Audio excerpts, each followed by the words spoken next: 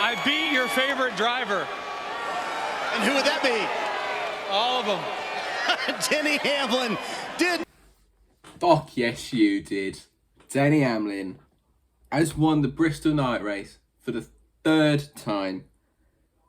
I couldn't care less. I just couldn't. I didn't even realise he'd won. I'd woken up. Hello, ladies and gentlemen. Thank you so much for tuning in to another episode of NASCAR Cup Dates. This weekend we found ourselves at Bristol, and nothing can ever be said enough about the quality of this track. This is probably one of my top 3 favorite tracks on the entire NASCAR circuit, and the racing shows. This is a track that should never be tampered with, ever altered, changed, or covered in dirt. I want to make that very, very clear. But we have a lot to get into. The expected departure of Ricky Stenhouse Jr. from the playoffs, the unfortunate departure of Kevin Harvick as well as Michael McDowell, and the surprise departure of Joey Logano, getting caught up in an incident that absolutely wasn't his fault. But all that aside, we had a fantastic race at Bristol. We got a lot to get into, so let's get to it. This week has been mental for driver movement, right? So, first off, last week, John Hunter was moved up to Legacy. He's going to drive the 42 full-time. We know of that. But now, Cornig have made the announcement. They said it was going to be a great announcement. It was the most mid thing I've ever seen. Announcing Daniel Hemrick to join and go in the number 31. It was shit. It was so shit. But then, Trackhouse came in and saved the day of the Bristol night race, announcing Zane Smith to be joining Spire Motorsports in 2024, then moving up into the Trackhouse stable in 2025. Now, Jane Van Gisbergen, or Gibbo as you'll remember, he's coming back. So it was confusing, but I've done a bit of research. I read the article, and this is basically what it all is. Gibbo's on development. Smith ain't. So he's going to be in Spire, and then he's going to be moving up. I think Trackhouse are going to be leasing a charter from Spire, and then they're going to have 3 cars in the Trackhouse stable. The Project 91 can still continue, and we can all go about our day. But let's be real. There's 4 drivers competing for 3 seats. Suarez is gone. Suarez is out of here, mate. Ross is too good. Gibbo's just going to run top 10 every road course. And Smith is just Zane Smith. Need I say more? So this week we got the news. Bristol is doing away with the dirt format. Now, I have to admit to you guys, when the Bristol dirt race was announced, I was excited. I said to myself, this is going to be a really unique racing experience. I want to see how these cars handle on dirt, and it was a pretty good show. And I think it warranted at least one more try. That being said, I wasn't too keen on these new style cars in the, way these cars are set up. Running on dirt, it just doesn't really feel right. And I'd say the experience got better. Overall, each race was a better experience than the last.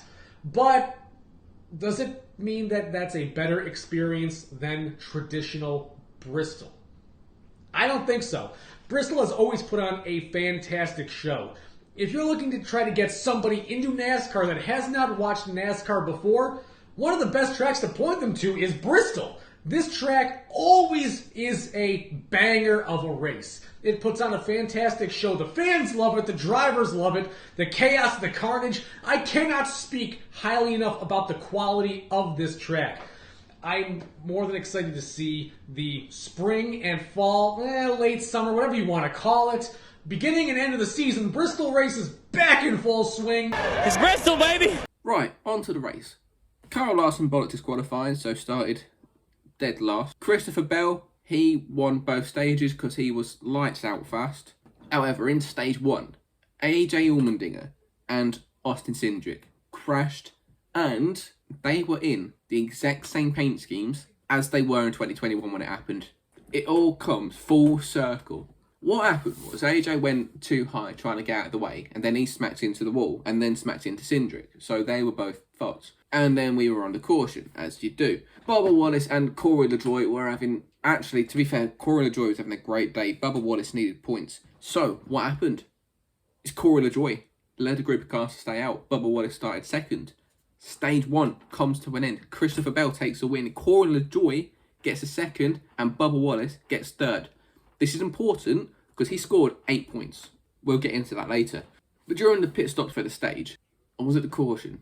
It was one of them. Kyle Larson forced Denny below the white line, which bollocked up his timing. So he got called for speeding, and he might not have been speeding. I'm guessing NASCAR used the distance time thing. Yeah. Anyway, Larson also got a penalty for driving over equipment. Dickheads.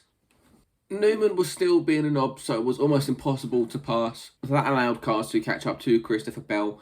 I want to take a moment, because ever since Cody Ware got in trouble for smacking into his wife, Ryan Newman has come on and he's made that, and not even just Ryan Newman, that whole team has just been so much faster and running that 10 spots better than it was. I don't think that's talked about enough. So much so that Stuart Haas Racing, only having one car in the playoffs, that car was being outran by Ryan Newman. I can't make this up. I really can't. But a bit later, we had our first playoff drama, and it's not Kevin Harvick being lapped 20 times. It was Joey Logano getting into a crash. He is now 4 points below the cut line. Remember Bubba getting those points in stage 1? Yeah, he's +4. Truex +5. Right? Truex was supposed to be out of this race. What happened to him? So, the defending champion, for the first time ever, is going to be eliminated from the NASCAR playoffs in round 1. Didn't even happen to Jimmy Johnson. Even he made it a few rounds. Like, that's mad. Oh, I forgot to say Christopher Bell won stage 2. He won the pole and he had a clean race. All right, that's different. It's different. Quick shout out to Carson Hocevar, who had been running top 10 in the 42, right?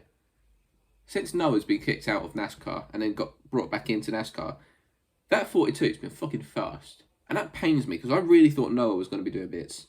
Ty Gibbs actually managed to get the lead in stage 3 and led a decent amount of laps, right? Until that crash happened, which was heartbreaking for him because he lost the lead to Denny Hamlin and Kyle Larson. Gibbs went on to finish P5. And we had another yellow for something that shouldn't have really been a yellow. Truex got loose, locked the brakes, and next thing we know, yellow flag's out. I'm willing to say that this shouldn't have been a caution, and it's because the race wasn't producing any drama whatsoever. There wasn't anything happening other than shit cars running in the top 10, rookie leading, playoff drivers crashing, just decent racing for a short track. I mean, so that got caution. But Denny Hamlin managed to get the lead and drove away to his 3rd Bristol night race win. So the cars out of the playoffs are Kevin Harvick, Joey Logano, Michael McDowell and Ricky Stenhouse. Well, I say cars, I mean drivers. Because in the Cars Championship, the owner championships, the 9 of Chase Elliott has advanced. I don't know one other person other than Elliott fans that care about this. Really, I don't. Who cares? Other than owners, right? Who cares? Looking to get everything they can from such a shit season. Now it's time for Dan's Strong Opinion. And now we move on to my personal favorite segment of the show, Dan's Strong Opinions. So, what strong opinions do I have for you this week? Stop messing with Bristol. Do not cover this track in dirt ever again. These are my opinions, and I'm sticking to them. Alright, we're moving on to picks, and we're picking for Texas. Surprisingly, I haven't used this driver yet, so I am going to take the fucking fast Kyle Larson, because he's had time to prep for this by winning Darlington. No one else has, so I'm taking Larson. Texas, why are you the way that you are? My entire life as a NASCAR fan, I dread the Texas experience. Look, this race it's had some quality. It's had some quality, but more than that, it has had quantity. There has been a lot, and I mean a lot, of Texas races over the years, and this is the one I'm not looking forward to. I'm sorry, I dislike it almost as much as I hate New Hampshire, and bulldoze it. take it down, put a parking lot up. I'm picking Austin Dillon. This track is a absolute travesty and a shit show. It's so bad, Austin Dillon managed to win here back in 2020. I think Austin Dillon is going to be one you're going to want to watch on a track you simply cannot pass at. Are we going to see more tires detonating here? Possibly. Maybe somebody like Austin Dillon can luck his way out to winning this one. I think you're going to see a lot of stupid racing, and from the most uninspired driver in the NASCAR circuit, I think Austin Dillon is going to come out near on top. He's won here in the past. He's finished well. He's finished poor. He has finished all over the spectrum. And I unfortunately think we are going to be rolling pretty good dice here with Austin Dillon. Keep an eye out for the number 3 car. God, I hate Texas. Don't you expect me to be excited about this outro? You mean to tell me we have to... I hate Texas. Guys, thank you so much for watching. Always a pleasure to be here. I don't want to watch another Texas. Like, follow, share, subscribe. You know the deal. Smash that like, share it. Let them know what you think of us. Elliot, thank you for having me. At CupDatesDan on Twitter. I don't want to do Texas. Cheers. Good luck next week at Texas. Anybody talk shit, come bring it.